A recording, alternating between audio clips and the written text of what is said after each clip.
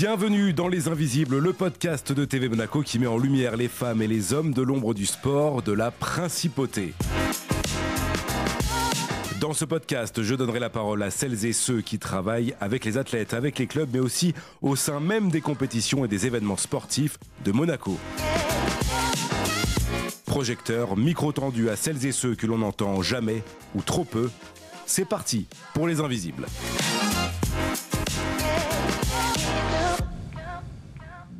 Pour ce premier numéro, nous recevons la voix de Gaston Médecin, l'homme qui anime chaque match de la Roca Team, le Barry White des parquets de basket. Ferxel Fourgon, bonjour. Bonjour, et merci de me recevoir.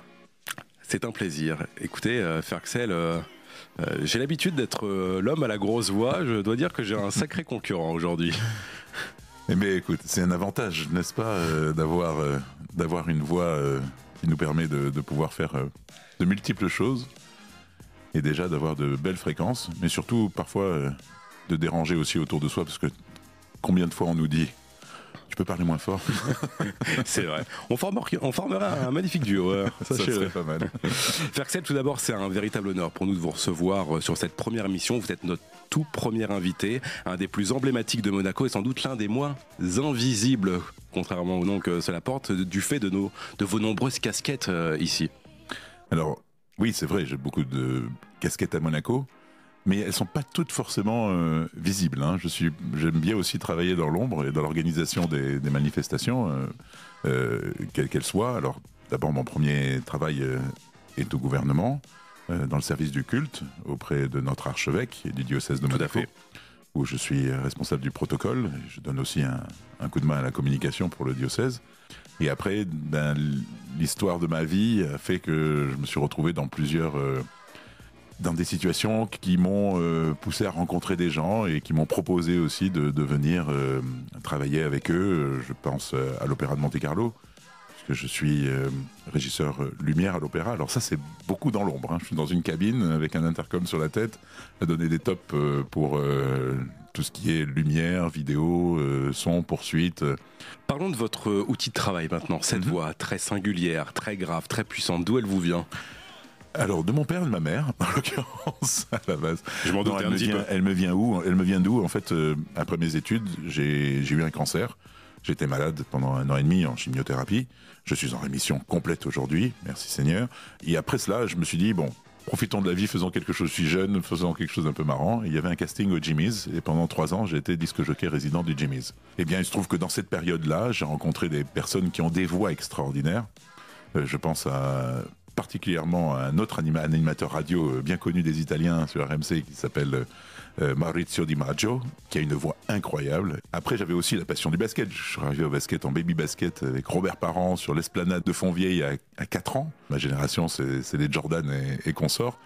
Et c'est vrai que ça m'a toujours amusé d'entendre les commentateurs américains à la télévision. Et ça m'a toujours amusé même d'entendre les bandes annonces, j'ai jamais dit ça, d'entendre des bandes annonces cinéma. Et je m'amusais petit à refaire voilà, des voix de bandes annonces. Ça m'a toujours amusé.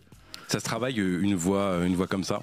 Oh, bah déjà, d'abord, c'est un don, c'est inné. C'est un don, c'est inné, on peut pas l'enlever. C'est la première chose. Après, je me suis beaucoup amusé devant mon miroir quand j'étais adolescent à faire ces voix graves. The new movie of Sylvester Stallone. Voilà, ça m'amusait de. Vous avez compris très vite que c'était un véritable atout ? Pas du tout. D'un côté, oui, mais plutôt dans le chant. J'avais des groupes de musique comme les jeunes peuvent les avoir à Monaco ou ailleurs, entre amis, où on chantait, on allait faire des petits concerts à la Rascasse, aux Stars, avec le groupe de musique. Donc là, je chantais. J'ai beaucoup chanté à l'église, et je continue encore quand on me le demande. Je savais que je chantais plutôt juste, que ma voix était plutôt appréciée. Mais c'est vrai que j'avais pas pensé avant que l'on m'invite à le faire au basket. J'avais pas pensé qu'elle pouvait être si utile dans ce sens-là. Maintenant, on me demande souvent des voix off, on me demande souvent de l'utiliser, mais tant mieux. Il faut la préserver d'ailleurs. C'est pas toujours facile au basket. Parlons de ça justement, parce que votre voix, vous la sollicitez beaucoup, vous criez aussi même quand même beaucoup pendant les matchs. Comment on entretient les cordes vocales ? On fait attention, on essaye. J'ai même vu quelqu'un qui m'expliquait pour retravailler un petit peu la voix pour qu'elle vienne plus du ventre, pour éviter de me faire mal aux cordes vocales trop vite. Mais dans la réalité, c'est fatigant. C'est-à-dire que le lendemain d'un gros match d'Euroleague très important, j'arrive le lendemain matin, j'ai du mal, je parle pas aussi bien. Il faut que je fasse attention quand même parce que c'est vrai que ça peut être usant, et il faut que je fasse attention à cette voix et à ma voix, parce que d'autant plus que je m'en sers. Donc ça, c'est quelque chose dont je ne me rendais pas compte avant aussi. Les premières années, je lâchais tout. Et là maintenant, j'essaye quand même de me modérer, de temporiser, selon les matchs aussi. Ça vous est arrivé une extinction de voix un jour de match ? Non. Pour l'instant, non. Mais il y a des matchs, quand on enchaîne les matchs tous les 3 jours, il y a des moments où je me dis, il faut y aller jusqu'au bout, quoi. Il faut vraiment aller jusqu'au bout. Vous travaillez donc pour le diocèse de Monaco. Est-ce que vous avez déjà proposé d'animer une messe ? Pour être drôle. D'animer une messe ? Je l'anime en chantant, mais alors non, d'animer une messe comme ça, non, mais je crois pas que ce serait vraiment apprécié. Je suis pas sûr non plus. Par les prêtres, il y a une liturgie qui est bien précise dans l'église, et je la respecte. À quoi ça ressemblerait faire Axel Fourgon qui annonce l'entrée du curé dans la cathédrale façon speaker rock team ? Ah, ça serait pas mal. Attention, mesdames et messieurs, soyez prêts à accueillir notre archevêque, Monseigneur Dominique Marie David. Oui, ça serait marrant, mais je sais pas. Un peu trop décalé. Je pense. Ferxel, vous êtes donc le speaker de la Roca Team quand elle joue à domicile, à Gaston Médecin. Expliquez-nous ce qu'est un speaker. Alors, je peux faire le parallèle avec le football. C'est très très cadré. Dans la tradition du football, on ne parle pas pendant le jeu. On parle pour les buts, on parle pour les remplacements, on donne les annonces à la mi-temps. Le fameux 4 minutes de temps additionnel minimum. Voilà, mais du coup, ils se lâchent beaucoup quand il y a un but. Forcément, c'est le moment. Et ils ont raison. Au basket, il y a toute une autre approche du speaker dans une salle de basket, et particulièrement, il faut le dire, et rendre aussi, on est parfois assez critique sur la Ligue nationale de basket, mais là, il faut leur rendre hommage. C'est-à-dire qu'ils ont voulu amener beaucoup de spectacles dans les matchs de basket, en France, en Euroleague aussi. Et du coup, on a une manière on va parler tout au long du match. Dès que le ballon est mort, dans les termes techniques du basket, c'est-à-dire qu'il se en touche, que l'arbitre siffle pour une faute, qu'un panier est marqué, le speaker peut intervenir. Et mon premier but que j'ai trouvé à Monaco, c'était d'être le plus pédagogue possible. Lorsqu'on est là, on a besoin, je pense à Monaco, et c'est ce qui plaît, les retours que j'ai, c'est d'expliquer ce qui se passe. Que les gens ne soient pas perdus pendant un match de basket, d'expliquer le type de faute, d'expliquer lorsqu'il y a des choses qui sont un peu complexes dans le règlement du basket, des fautes intentionnelles, ce qu'on appelle antisportives, des fautes techniques, enfin d'expliquer pourquoi il y a un arbitrage vidéo, essayer de faire comprendre ce qu'il se passe. Et je pense que ça, c'est important. Et en même temps, de les emmener dans l'ambiance, dans l'événement, et que l'équipe se sente soutenue. Ma plus belle récompense, c'est quand des joueurs viennent me dire à l'issue de certains matchs, il y a des joueurs qui viennent me dire et me disent « celle-là, elle est aussi pour toi », c'est qu'ils ont senti quelque chose. Pour moi, c'est ce qu'il y a de plus gratifiant en fait. Je pense, humblement, en toute humilité, je pense que parfois, je peux quand même un petit peu influencer sur un match. Je peux influencer un match ou influencer une ambiance, voilà, et qui peut faire du bien peut-être et certainement à notre Roca Team. On ne se lasse pas saison après saison d'animer match après match cette équipe. Je suis un passionné de basket en fait, donc le basket me plaît. C'est-à-dire d'aller voir un match, et là en fait on me propose de regarder le match sans pouvoir lâcher ma frustration que j'aurais dans les tribunes de pouvoir... Et alors les gens crient, mais c'est toujours frustrant. Là on a l'impression de vraiment faire quelque chose, d'être là, de vivre ce match, de vivre sa passion. En combinant toutes vos passions finalement. Exactement, et en plus on m'a donné un siège qui est confortable et bien placé, donc je m'en plains pas. Je suis les matchs, je vois les matchs de la meilleure qualité possible. Hein. Moi aussi je suis en courtside, mais je suis invité. Quelles sont les qualités requises pour être non pas juste un speaker, mais un très bon speaker ? Oula, pour rester humble, hein, je pense qu'il ne faut pas oublier qu'on n'est pas là pour soi-même, déjà. Alors, il y a deux choses. Un, je pense que la pédagogie est très importante. Je pense que ça, c'est quelque chose que j'ai et que je n'entends pas forcément chez les autres speakers. C'est vrai que c'est très agréable d'avoir des explications sans cesse pendant le match sur tout ce qui se passe. Et les autres ne le font pas forcément. Alors, après, j'ai une connaissance du jeu. J'étais arbitre, j'ai joué, donc peut-être que j'ai un feeling différent d'un speaker qui arrive et qui fait d'autres sports, et qui arrive au basket comme un... Donc ça, c'est mon avantage. Et 2, on m'a déjà proposé d'aller dans d'autres clubs, de faire speaker pour une autre équipe, parce qu'il y a des speakers en France qui font plusieurs stades, qui font plusieurs équipes. Je pense que mon grand avantage, c'est que moi, dans mes veines, ne coule qu'un sang rouge et blanc. Je ne peux absolument pas, c'est absolument impossible pour moi d'aller faire la même chose pour une autre équipe. Si c'est pas Monaco, je n'y arriverai pas. Pour que les gens comprennent bien comment ça se passe vos soirées, vous travaillez beaucoup les matchs en amont? La vérité ? Non.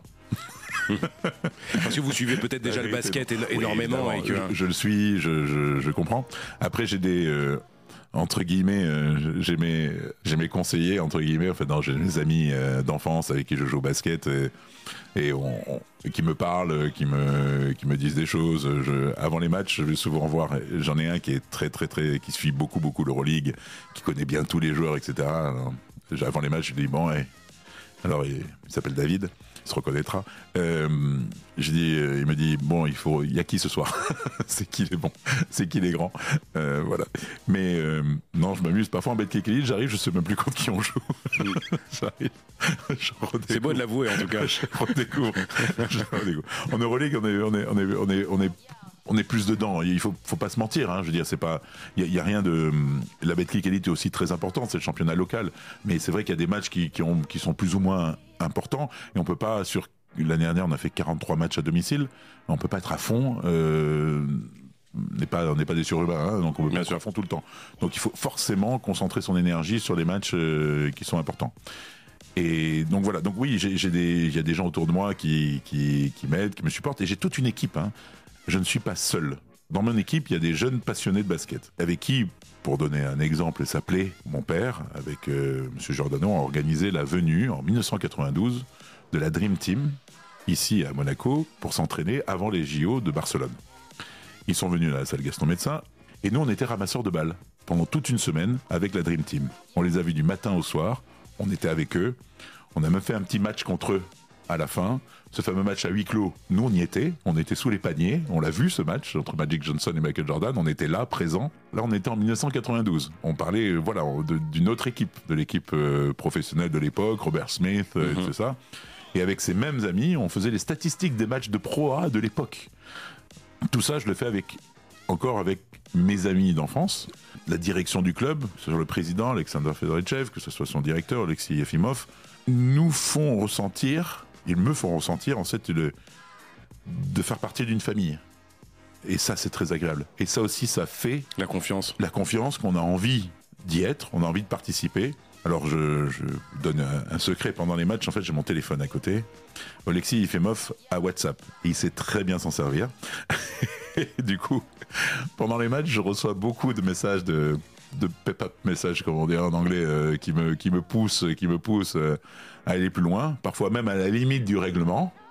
Parfois même à la limite du conflit avec l'arbitre. Un exemple, par exemple. J'ai une réputation pour... c'est-à-dire, les arbitres arrivent. Et surtout cette année, alors là, c'est la nouveauté, les arbitres arrivent, avant même m'avoir dit bonjour, de m'avoir rencontré, dans les vestiaires, lors du briefing d'avant-match, ils préviennent déjà le commissaire de me dire que si jamais j'en fais trop, j'aurai un avertissement et qu'au deuxième avertissement, ils peuvent me mettre dehors. Alors qu'est-ce que ça veut dire? Qu'est-ce que ça veut dire en faire trop pour que les gens comprennent? En faire trop, c'est-à-dire qu'il y a un règlement. Concrètement, en Euroleague, qui est très très précis. C'est une bible, le règlement. C'est-à-dire, ça s'appelle le bylaw. On a l'impression que c'est écrit avec des pages très très fines. Et puis il y a plein de règlements dedans, ça fait peur, il y a plein de chapitres. Et en fait, c'est ça, il faut le respecter. Et dedans, il y a tout un chapitre sur les speakers. Par exemple, en Euroleague, quand Monaco marque un panier, j'ai 5 secondes de liberté, même si le jeu reprend, pour pouvoir me satisfaire du panier marqué par la Roca Team. Et ensuite, je n'ai plus le droit de parler. Je dois être en fait équitable entre les deux équipes, logiquement. Bien sûr. J'y arrive vachement. Il y a beaucoup de choses. Donc en fait, il y a toujours une limite. En fait, je peux pas parler à ce moment-là. On peut pas mettre en Euroleague de la musique pendant le jeu, alors qu'on peut le faire en Betclic, par exemple.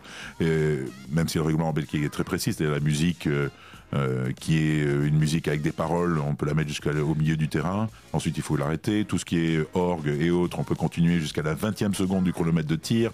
Rien n'est au hasard, en fait. On pense. Mais je sais quand je peux parler, je sais quand je m'arrête. Lorsque j'abuse un peu trop, j'ai les arbitres qui me font des signes ou des gros yeux ou des signaux. Il y a vraiment une limite. Le but du jeu, c'est d'aller de pousser jusqu'au bout. Voilà. Moi, je suis à la repousser. Et ce qui me fait plaisir On a fait un match il n'y a pas longtemps d'Euroleague, et vous savez, à côté de moi, il y a l'imprimante des statistiques. Donc j'ai toujours l'entraîneur adjoint ou le directeur sportif, peu importe qui vient, ou quelqu'un de l'équipe adverse qui vient chercher les statistiques au quart-temps et à la mi-temps. Et là, il entend l'arbitre me faire une remarque, don't forget the limit ou quelque chose comme ça. Et il me regarde, c'était pourtant l'équipe adverse, hein, et il me regarde, il me dit don't worry, you're one of the best in Euroleague. Et ça m'a fait vraiment plaisir qu'une équipe adverse me dit reconnu par les entraîneurs. Ne t'inquiète pas, tu es un des meilleurs de l'Euroleague. Bon, ça n'a pas aidé à mes chevilles, mais je ne suis pas comme ça. Qu'est-ce que vous préférez lors de votre exercice sur les soirées de basket? Le côté plutôt spectacle, show, au niveau de l'entrée des joueurs, la composition des équipes, ou vraiment l'adrénaline du match? C'est pas la même chose. Ce sont deux exercices différents. Alors, je regrette que que la présentation des équipes soit si tôt. En Betclic Elite, elle a moins 13 minutes. Ils ont même rajouté une minute. Avant, c'était 12, maintenant, on est passé à 13. Je trouve que c'est beaucoup trop tôt, en fait. Elle est plus proche en Euroleague. En Euroleague, c'est 7 minutes 30 avant. C'est mieux. Et en Euroleague, les gens viennent, donc il y a plus de monde. Ici, la mode, elle est un peu à l'américaine. On va dire côté Floride, voilà. C'est sur les côtes, que ce soit la côte Est ou la côte Ouest. Il y a ce principe en NBA où ça arrive à la dernière minute, voit quand le match, le premier quart-temps a déjà commencé. Ils savent que c'est au troisième quart-temps que cela se passe vraiment. Puis au quatrième quart-temps, pendant la fin du quatrième quart-temps, ils sont déjà en train de partir. Bon, là, les gens partent pas. C'est pas le cas. Mais par contre, ils arrivent quand même limite, quoi. Hein. À Monaco, ils aiment bien arriver. La salle peut être vide 10 minutes avant le match. Et puis, au moment où le match commence, c'est plein et il y a plein de monde. Alors je regrette un petit peu que la présentation des équipes il n'y ait pas plus de monde pour la présentation des équipes. Du coup, ça manque parfois d'ampleur. Et puis c'est le moment où vous chauffez en plus, vous, la salle. Donc c'est le moment où on aimerait, et j'aimerais bien plus chauffer, mais les gens ne sont pas là. Alors même les supporters, les fervents supporters de club me demandent de faire comme on peut faire au football, vous savez, d'annoncer le prénom et ensuite que tout le monde scande le nom. Mais à ce moment-là, on n'a pas encore suffisamment de monde pour pouvoir le faire. Après, au basket, ce qui me plaît beaucoup, c'est qu'en fait, n'importe quel match peut être un match disputé. La Roca Team est spécialiste des matchs disputés quand même. Hein. On aime bien les fins à suspense. Enfin, moi, j'ai le match de Tel Aviv en tête où l'émotion était incroyable dans cette salle. C'était hallucinant, cette fin de match. La qualification Final Four l'année dernière, je pense que c'était génial quoi, pour tout le monde. Qu'on soit en haut de la tribune ou sur le terrain.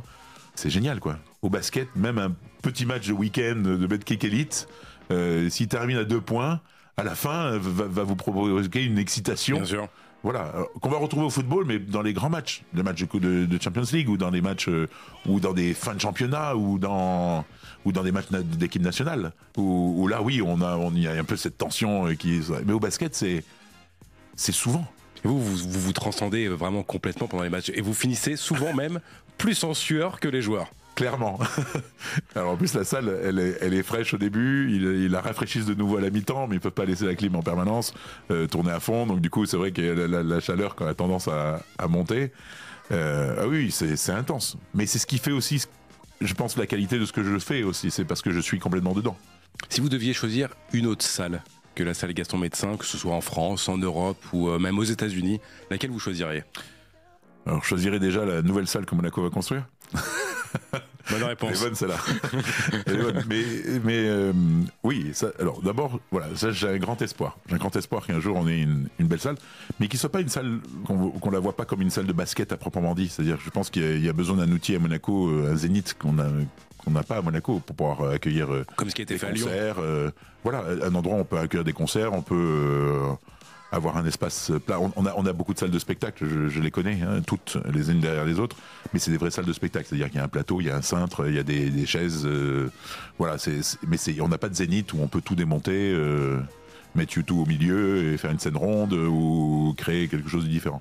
Après, s'il y a une autre salle, bon, j'ai ma famille qui est aux États-Unis, qui vit à Los Angeles. Depuis petit, je vais souvent assister à des matchs qui était le Staples Center avant et qui est au .com, non, je crois. Center, je crois, c'est la nouvelle salle des Lakers. C'est une salle à laquelle j'ai été plusieurs fois. Oui, c'est une grosse salle. Une salle mythique. Une salle mythique, ça me plairait. Après en France, oui, ça me plairait bien d'aller faire aussi Leaders Cup ou All-Star Game ou quelque chose comme ça. Oui, je pense que ça m'amuserait. Ils me l'ont pas proposé, hein, c'est des chaises gardées pour l'instant. Je suis pas invité. Axel, avant de passer à la suite, on va faire un petit jeu. Vous avez été arbitre, joueur, vous disiez que vous expliquiez les règles justement au public pendant les matchs. Je vais vous poser quelques petites questions de règles. Allez, ce sera pas très compliqué pour vous.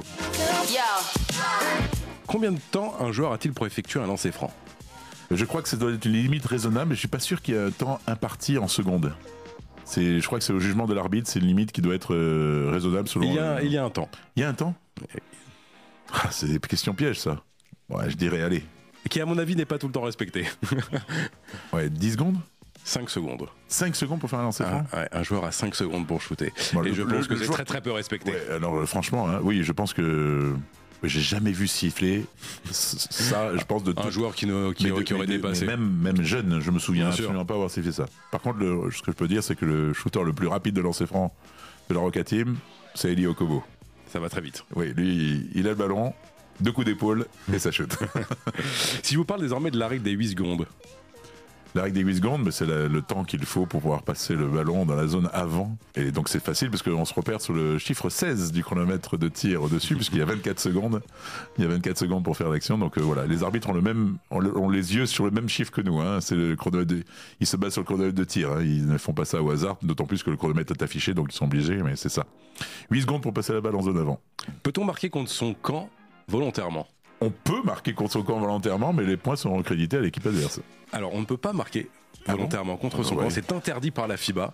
En revanche, si on marque involontairement, à qui les points seront comptés? Seront crédités? À quel joueur? C'est vraiment des questions pièges. Hein.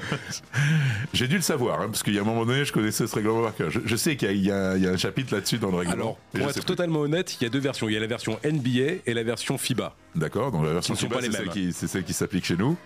Alors c'est quoi en FIBA? En FIBA, c'est le capitaine. Ah, c'est le capitaine. Le joueur désigné capitaine ça me parle qui hérite maintenant. des points. Et en NBA, c'est le joueur offensif le plus proche de l'action qui hérite des points. Ouais, ça, c'est très... Ils sont plus commerciaux. Ferxel, votre rapport au sport. Donc vous disiez, vous jouiez au basket très jeune dans cette équipe de Monaco. Vous jouiez à quel poste?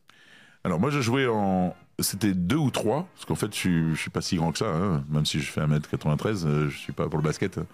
On a remarqué, hein, quand on fait 1m93 au basket, on lève la tête quand même pour parler aux gens. Hein, donc voilà, mais j'aimais bien le poste 2. C'est le poste qui me plaisait parce que j'étais assez bon shooter. Plutôt à 3 points. Plutôt à 3 points. Vous jouiez à quel niveau? Alors j'ai fait quelques petites piges au National 4, mais pas grand chose. J'ai surtout joué en excellence régionale. Vous auriez aimé être joueur professionnel? Je l'ai été une fois. J'ai une anecdote. Mon père était dirigeant de l'équipe, la vieille équipe de basket professionnelle. Il était un des dirigeants de l'équipe. Et je suis parti un jour en Coupe Corac, je crois, voir avec les joueurs, voir un match à Saragosse, où l'équipe de basket jouait contre Saragosse, en Espagne. Et il se trouve que, si je me souviens bien, c'était Martial, à l'époque, un pivot, qui avait oublié son passeport ou qui avait perdu son passeport, qui n'a pas pu voyager, qui n'a pas fait le déplacement. Et comme il y avait une place vide sur la feuille de marque et que j'étais licencié, à l'époque, ils m'ont mis sur la feuille de marque et j'ai passé mon match, je vous l'avoue, sur le banc, bien sûr, mais j'ai quand même été sur le banc d'un match de match professionnel. C'est magnifique. Voilà. C'est un beau souvenir. Oui, c'était une anecdote, mais c'était marrant. Mais aller au niveau professionnel, ça m'a jamais tenté. Déjà, je l'avais pas le niveau, et en plus, c'était vraiment un plaisir de se retrouver surtout entre amis. La preuve, je les ai encore aujourd'hui. Et être coach, ça vous aurait plu? Franchement, non. Je préférais l'arbitrage. L'arbitrage, par contre, ça me plaisait. J'ai beaucoup aimé arbitrer. J'étais même convoqué pour les stages de haut niveau. Et en fait, c'est à ce moment-là où je suis tombé malade. Et j'ai eu mon cancer. Donc c'est ça qui m'a éloigné un peu des parquets, que ce soit de l'arbitrage ou de joueurs. Oui, non, l'arbitrage, ça me plaisait bien. Par contre, l'arbitrer en haut niveau, ça, c'est quelque chose que je pense que j'aurais bien voulu faire. Voilà, c'est quelque chose qui m'aurait bien vraiment plu. On vous voit d'ailleurs pendant les matchs, vous êtes très actif. Je vous ai surpris même souvent à demander, à vous tourner vers Obradovic, à demander la vidéo sur certaines actions. Non, mais parce que parfois, oui, en fait, où j'ai des infos, où je le vois, et j'en suis sûr, où c'est pas mais j'ai des petites infos. Donc du coup, parfois, je sais il y a des moments où il faudrait demander l'arbitrage vidéo. Parfois, ils y pensent pas, ou parfois il y a des situations. Parce que même demander l'arbitrage vidéo, c'est pas pour toutes les situations non plus. Et au début de l'année, il y avait un nouveau règlement où ils avaient peut-être pas encore pris le réflexe que là-dessus on pouvait demander, etc. Parfois ils me posent des petites questions, voilà, mais c'est partie du jeu. En parlant du coach, c'est vous qui êtes le plus près de lui pendant les matchs. Oui. Il est comment, Sacha Obradovic? Là, je comprends rien à ce qu'il dit, parce qu'il parle pas dans la même langue dans une langue que je comprends pas. Il s'énerve beaucoup aussi. Ah, ça oui, ça c'est pas un problème. Même parfois, j'ai l'impression de me faire engueuler moi, d'ailleurs. Mais c'est ce que j'allais demander. C'est difficile de travailler à côté de lui. C'est un personnage. C'est quand même un sacré personnage. Il est très, très concentré. Il est concentré en permanence. Ça m'a beaucoup surpris lorsque j'ai fait le déplacement avec eux au Final Four. C'est-à-dire que même dans les repas avant le Final Four ou entre les matchs du Final Four, il est très concentré. Il sourit pas beaucoup. Il est très sérieux. Il parle à ses coachs. C'est très, très sérieux. Il est concentré en permanence, toute la journée. Quand on a fini le Final Four et qu'on s'est retrouvé à l'aéroport, c'était plus le même. Il nous parlait, il était souriant, il a vraiment... et on le voit aussi quand on se retrouve dans des rencontres qui sont organisées par la direction en dehors du stade pour un peu favoriser l'esprit d'équipe, etc., dans lesquelles parfois je suis invité aussi. Et il n'a pas du tout, quand il est avec son épouse, il a pas du tout la même attitude en fait. Il y a vraiment une attitude basket, mais il est très concentré en permanence. C'est dur d'être coach. Je pense que c'est très dur d'être coach. Après, il a des assistants sur lesquels il compte. C'est-à-dire que souvent, ce que j'entends, moi, c'est le dialogue qu'il a avec les assistants. Il les engueule une fois, oui, ils ont... Vous ne l'entendez pas que hurler sur les joueurs. Non, il gueule sur ses assistants parfois. Après, je sais pas trop ce qu'il a. Parfois, entre eux, ils parlent leur langue, donc du coup, j'ai du mal, je ne la comprends pas. Ou parfois, on n'a pas besoin de la comprendre non plus. On sait ce qui s'est passé. On sait ce qu'il est en train de dire. Mais voilà, mais je pense que lui, c'est profond. Lui aussi, c'est habité. Il crie pas pour crier en fait. Il crie parce qu'il est habité de quelque chose. Il crie parce qu'il sait ce qu'il a envie de voir et quand il le voit pas, ça l'énerve. Mais on se rend pas compte les gens, les supporters ne se rendent pas compte, sauf ceux qui connaissent très bien le basket, mais des joueurs comme Mike James, c'est pas seulement un joueur individuel qui est capable d'aller marquer et faire des choses incroyables, qu'il fait très bien, évidemment, surtout cette année, mais c'est surtout ils ont un nombre de systèmes à retenir qui est assez impressionnant. Oui, parce que rien n'est laissé au hasard dans un match de basket. C'est hallucinant. Ils ont un nombre de systèmes, puisqu'en plus des systèmes qui sont adaptés à l'équipe adverse, selon les vidéos, selon ce qu'ils ont vu. C'est pareil pour toutes les équipes. C'est pas tout le monde s'amuse à aller essayer d'aller capter le système de défense de l'un et de l'autre, etc. Mais il y en a qui ont une propension à pouvoir retenir les systèmes. Mike James, il a une vision du jeu qui est hallucinante. Il arrive à voir. Il sait que... C'est-à-dire que quand il s'énerve parfois, vous savez, il fait des gestes, il est en haut de la raquette en train de dribbler, il fait des gestes parce qu'en fait, il voit qu'un joueur par rapport au système qu'il a mis en place est mal placé, donc en fait, il le renvoie du bon côté. Il y a vraiment il a une manière de gérer son équipe. C'est ça aussi qui rend Mike James fort. Il y a vraiment tout un travail en amont, c'est-à-dire même s'ils n'ont pas trop le temps de s'entraîner entre les matchs parce que tout va très vite et la saison va très vite. Mais par contre, ils font beaucoup de séances vidéo, il y a de l'analyse de match, il y a les systèmes qui sont mis en place. Ça mérite d'être connu, le basket, parce que c'est vraiment très, très tactique, en fait. Cette Roca Team, comment elle s'est faite, votre arrivée dans cette équipe, déjà? Ils sont venus vous chercher? Je n'étais pas tout seul. On était à un rendez-vous, on était deux. Le premier rendez-vous que l'on a eu, c'était notre regretté Abdallah Chataï, qui est le père de Nicolas Chataï, le président de l'AS Monaco Basket Amateur, qui était à l'époque, puisque c'est le basket amateur qui gérait le club, gérait un petit peu tout ce qui était l'organisation générale, on va dire, des rencontres. Il y avait un speaker et un DJ qui était présent lorsqu'ils ont commencé à monter un National 2, etc. Et là, ils sont venus nous chercher avec Manu. Ils nous ont demandé, est-ce que ça vous dirait pas de... Voilà. Alors, on est allé voir 2 matchs, d'abord, anonymement, dans les tribunes. On a regardé, on a observé, et puis après, ils se sont dit, bon voilà, à telle date, vous pourrez faire votre premier match. C'était quand l'équipe était en National 1, en mi-saison, à peu près, National 1, et on s'est assis dans les tribunes, sur une petite table en bois. Ce que j'aime, c'est qu'on est parti de rien. On est parti de zéro, en fait. On est parti d'un micro, d'une platine DJ. On était là, on a commencé à mettre de la musique pendant, etc., doucement. Le règlement a évolué aussi. Parce que là, on était à Saint-Denis, on est arrivé en Pro B, donc il y a un règlement Pro B, après on est arrivé en Pro A.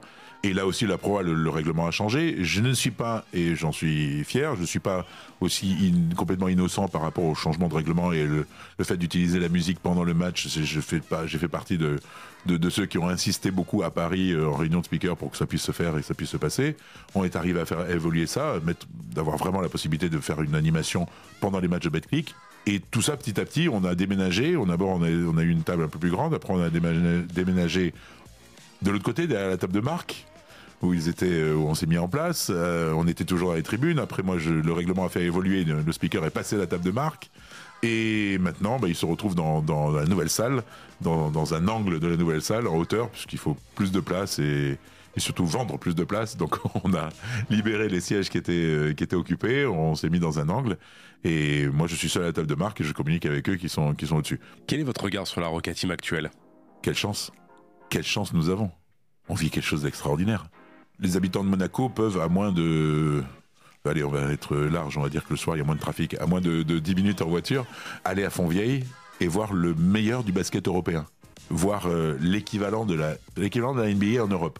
C'est pas le même basket. D'accord, hein, oui, c'est un basket complètement différent, bien sûr. L'Europe, c'est pas le même basket. C'est un basket que les Américains aiment beaucoup jouer d'ailleurs, parce qu'il est très défensif, il y a quelque chose de complètement différent. Mais quelle chance, voilà moi c'est la réaction, c'est-à-dire, il y a une époque, on se disait, ah oui, ce joueur, t'imagines un jour si on a ce joueur à Monaco pour jouer avec nous? Mais on rêvait, mais là on rêve plus, on les a. On a des joueurs on a des joueurs internationaux, on a des anciens joueurs NBA. Alors même s'ils jouent pas beaucoup en ce moment, on a quand même Kemba Walker. Le gars fait pas 2 pas aux États-Unis dans la rue sans être arrêté. Alors ici, il a retrouvé la liberté monégasque des grands sportifs, qu'ils soient de Formule 1, de basket ou de football, où il peut vivre une vraie vie, aller à Carrefour sans se faire manger. Mais c'est exceptionnel ce qu'on a. Le plateau est exceptionnel. Et c'est pas fini, parce que le développement continue. On veut encore être plus grand, et puis on continue à grandir, et c'est exceptionnel. Même nous, hein, on a surfé sur une vague. Vous réalisez en 10 ans ce qui s'est passé ? C'est incroyable. Après, les gens veulent toujours plus, hein. C'est comme l'iPhone, hein. Il est sorti, l'iPhone, il a pas tant d'années que ça. On est d'accord, hein. Et pourtant, on en veut toujours plus. On dit toujours, il pourrait faire de nouveaux trucs. Mais arrêtez, il y a 15 ans, il n'y avait pas d'iPhone, il n'y avait pas de téléphone. Mais c'est ça. Donc, on a envie vraiment, l'être humain a envie de voir toujours plus. Mais c'est vrai que, c'est incroyable. Et aussi. La nouvelle salle est géniale. Imaginez les travaux qu'on a pu faire en un été. C'est quand même. Pour un beau résultat. Pour un beau résultat. Parce que elle est belle. C'est pas la plus grande, mais c'est sûrement une des plus belles. Un joueur vous a marqué particulièrement, que ce soit sur le terrain ou en dehors ? Il y a ce principe de vouloir, je pense, dès le début, quand ils ont monté la Roca Team, les dirigeants, d'avoir aussi un esprit familial. Je vais pas me mettre sur un joueur, mais je pense par exemple à une carrière de joueur. Regardez Sergueï Gladir. Sergueï Gladir est venu ici, il est venu avec sa famille, avec sa femme, il a des enfants. Il va chercher ses enfants à l'école, à l'époque, ils ont grandi maintenant, mais il était devant l'école des Rêvoirs en train de récupérer ses enfants. Et maintenant, il a été un shooter à 3 points extraordinaire. Maintenant, il est coach. Voilà, ça, je pense que c'est ça l'esprit de la Roca Team. C'est cet esprit familial qu'on a envie de retrouver. Il y a des joueurs qui sont d'une gentillesse incroyable, ils disent bonjour, il n'y a pas cet esprit trop de starification. Et même quand t'es lié, regardez, Kemba Walker, il est tout sourire tout le temps. Le basket, c'est un autre esprit. On n'est pas dans le... Je pense que... sans être méchant, mais je pense que le football pourrait s'en inspirer un petit peu. Et sur le terrain ? Sur le terrain, un joueur qui m'a marqué sur le terrain Là, en ce moment, c'est vrai qu'on en a un quand même qui brille particulièrement. Et qui, en plus, cette année, quand il y a en plus l'esprit derrière qui est bon et qui est là, cette année, je pense qu'il est dedans. Il est intégré. Il aide son équipe. Je parle évidemment de Mike James, tout le monde aura compris. Mais on n'est pas... Au basket, on peut pas être tout seul. On est 5 sur le terrain et on est 12 sur le banc. Donc on peut pas jouer tout seul. C'est pas possible. Il y a besoin d'une équipe, il y a besoin de gens autour. Et de gens qui ont envie de pouvoir réussir, envie de le faire. Et voilà, il y a un côté familial. Quelle autre équipe met on va parler des polémiques, mais quelle autre équipe met sur la touche un joueur pendant quelques semaines avant de le réintégrer ? Pas comme une punition, c'est pas le bon mot, mais comme un moment pour pouvoir peut-être réfléchir, se recentrer, réfléchir sur soi-même, réfléchir. Ça, si c'est pas une manière familiale de faire les choses, c'était le parfait exemple. On se sent bien avec eux. Et la proximité des joueurs, il fait beaucoup. Les enfants qui descendent à la fin du match pour faire taper, prendre des selfies, taper dans les mains, pardon, pas se faire taper tout court, se faire taper dans les mains, et prendre des selfies avec les joueurs qui passent, etc. Cette proximité qu'il y a, et ben ça aussi, c'est ce qui fait c'est ce qui plaît aussi à Monaco. C'est on est proche des joueurs. Ça fait longtemps qu'on n'a plus tapé dans la main d'un joueur de football, d'accord. C'est vrai. Et c'est bien dommage. C'est bien dommage. À Monaco, on pourrait le faire. Je pense qu'il faut, voilà, si c'est un exemple que le football peut prendre sur le basket, c'est ça. Parce qu'en fait, ce qui plaît aux gens, c'est cette proximité.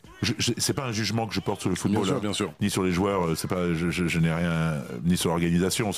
C'est comme ça parce que voilà, c'est. Non, mais c'est vrai qu'il y a un verrouillage dans le football qu'on retrouve. Mais pas cet esprit qu'on trouve, parce que c'est l'esprit qu'on voit dans toutes les grandes équipes de football en France, le PSG en premier, mais toutes les autres, en fait, il y a ce côté un peu, voilà, il faut les isoler. C'est important de remettre les joueurs au niveau aussi des supporters. Vous les voyez aller loin cette saison en Euroleague?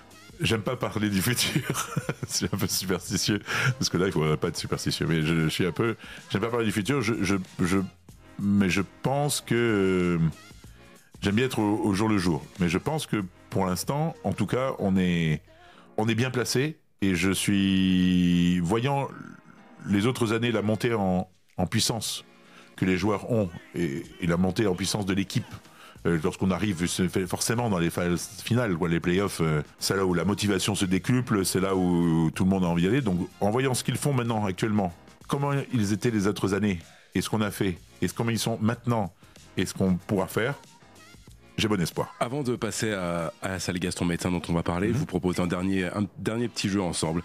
Vous connaissez le tu préfères? Allons-y. En fait, vous aurez deux possibilités à chaque fois. Est-ce que vous préférez ça ou ça? Il faut obligatoirement choisir. Allez.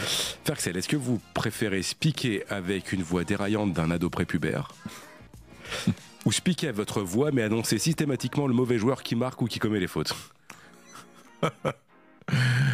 Ça c'est une bonne question. Prépubère parce que je le fais pas pour moi, je le fais pour les autres. Est-ce que vous préférez perdre votre voix ou ne plus voir les matchs? Perdre ma voix, ne plus voir les matchs. Ça y est, j'ai fait un blanc. Perdre ma voix, ne plus voir les matchs. J'ai besoin des deux.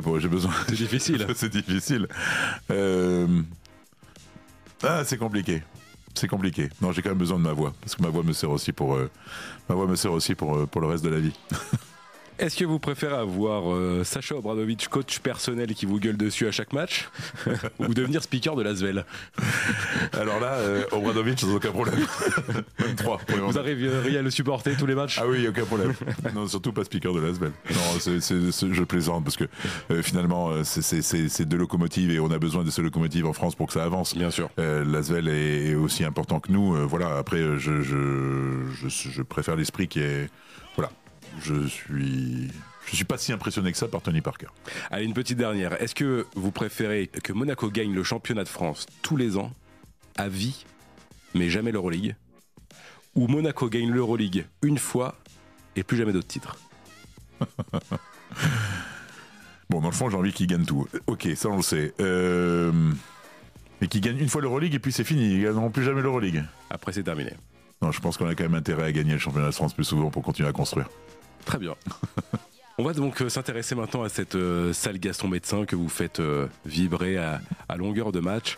Elle vous plaît donc, cette salle? On en parlait tout à l'heure. En plus, elle a été rénovée il n'y a pas longtemps. Vous vous y sentez bien? On s'y sent bien.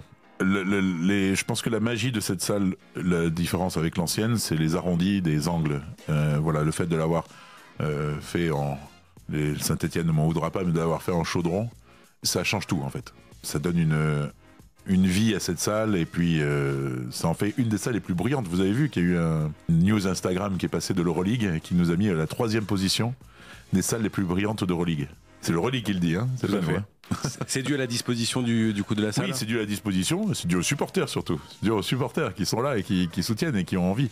On n'a pas des supporters comme ailleurs. La physionomie de Monaco fait qu'on n'a pas un coq qu'on peut avoir dans les autres salles. Exactement. Comment vous définiriez le supporter monégasque justement? Torse nu et à se plaquer contre le... On n'est pas en Serbie ni en Grèce. Voilà, comment vous définiriez le supporter monégasque? On n'a pas ça, ni à Tel Aviv d'ailleurs. Ni à Tel Aviv. On a des familles, nous. On a des familles qui ont envie de se faire plaisir. On a des familles qui aiment Monaco et qui se passionnent pour leur équipe. Donc c'est bien la preuve que déjà tout être humain peut se transcender, parce que même des gens qui sont tout à fait calmes et social dans des postes d'importance au gouvernement ou dans leur entreprise sont capables de crier très fort tout à coup et de faire beaucoup de bruit. On a ça. De moins en moins de personnes disent l'ambiance à Gaston Médecin, c'est pas terrible. Ça c'est fini. On l'entend plus beaucoup, même dans les médias. Je parle dans les médias d'Arsenal, dans les médias, ça on l'entend plus beaucoup, parce qu'en fait on sait que c'est une salle qui est capable de se transcender à un moment donné quand il faut. Mais c'est un public qui est hyper exigeant à Monaco. Toujours, dans quoi que l'on fasse. Et c'est un public qui n'a pas de pitié. On le voit au football. Quand l'équipe marche, le stade peut être plein. Quand l'équipe marche moins, le stade peut être vide.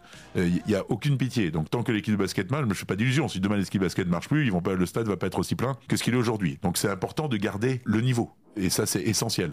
Donc je dirais qu'on a plus des spectateurs que des fans, même si le spectateur devient fan au fur et à mesure. Il y prend goût. Il y prend goût.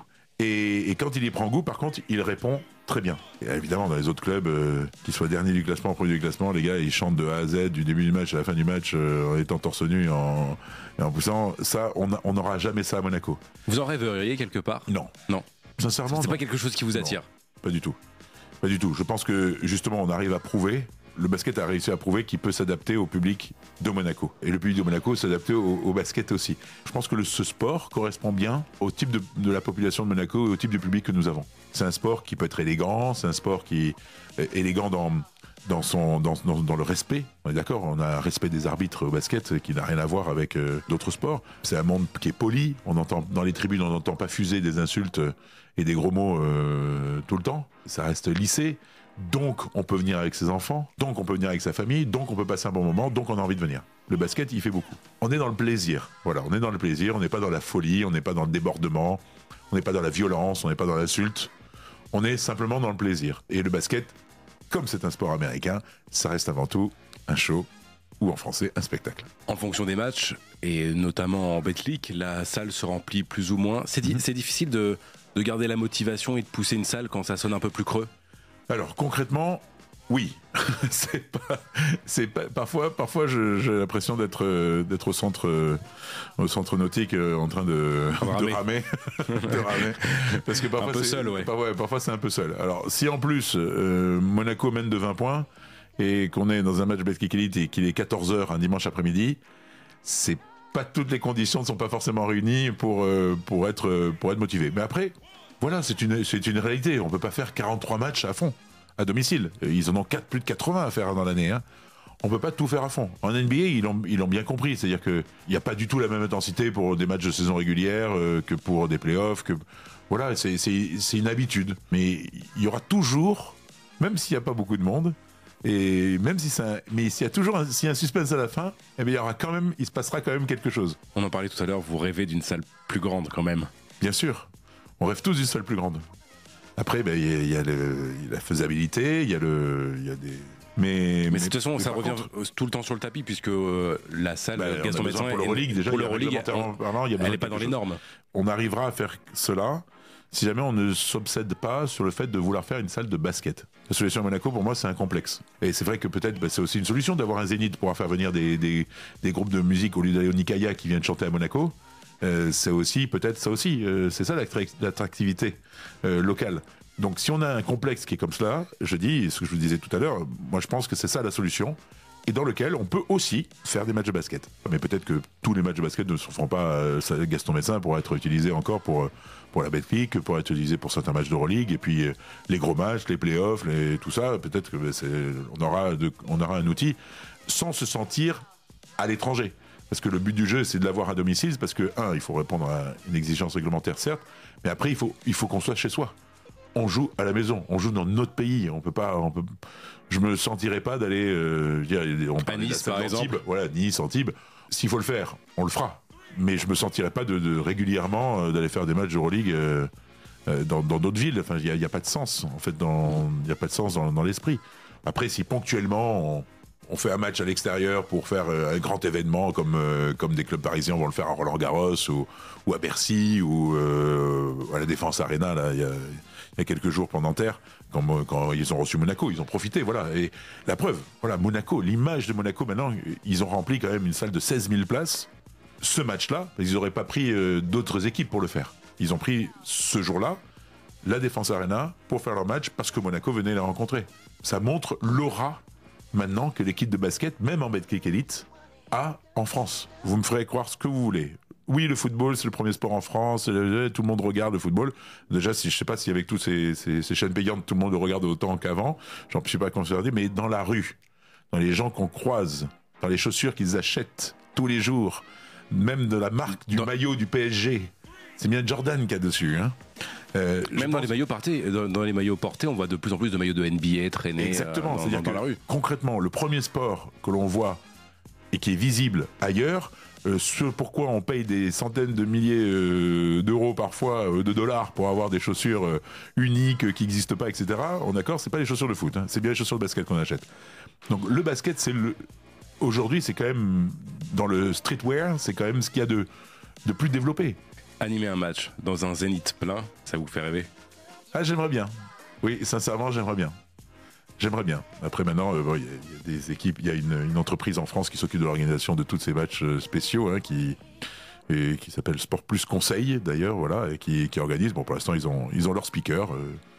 C'est toujours les mêmes qui font les grandes rencontres et les grands matchs, mais peut-être un jour, ils m'inviteront à faire un de leurs matchs. Et bon, c'est une société on verra. Pour l'instant, c'est une société qui est plutôt du côté de l'Asvel, donc on a surtout le speaker de l'Asvel. Vous voyez faire ça encore combien de temps? C'est une question que je me pose absolument pas. C'est vrai, hein, c'est pas une question. Nul n'est irremplaçable. Et j'ai eu un don. C'est pas facile. Je me rends compte en fait que c'est pas facile quand j'entends autour de moi. Il y a d'autres speakers hein, sur Terre. Hein, il y en a qui sont excellents. Il y en a d'autres qui sont bien meilleurs que moi. Mais c'est vrai que j'ai pas envie de m'arrêter en fait. J'ai pas envie de m'arrêter. Mais je suis super jeune, donc j'ai le temps. On a donc des chances de vous trouver au même endroit dans 10 ans? J'espère. Avec un ou plusieurs titres d'Euroleague? Ah ben c'est clair. on a envie de, mais on va y arriver. On finira par y arriver, j'en suis sûr. Et avec l'aide de tous autour. Le souverain d'abord, le gouvernement, tout le monde a envie de venir voir des matchs de basket. Même l'archevêque est venu voir un match de basket cette saison. Il a vu le beau match, il a vu la victoire contre le Real de Madrid. Donc voilà, même lui est venu voir un match de basket. Donc, il a vu le plus beau match de la saison peut-être. D'ailleurs c'est peut-être le seul prêtre de Monaco qui est venu voir un match de basket, mais lui est venu. Merci beaucoup Ferxel Fourgon d'avoir été avec nous pour ce premier numéro des Invisibles. Ben, merci beaucoup et puis au plaisir de vous retrouver tous dans la salle Gaston Médecin pour la suite de cette belle aventure de la Roca Team. Et vous, on vous retrouve à tous les matchs de la Roca Team, à domicile, salle Gaston Médecin. Et on n'a plus qu'à vous souhaiter une bonne fin de saison. Let's go. Merci à toutes et à tous pour votre écoute. On se retrouve très vite avec un nouvel Invisible. À bientôt.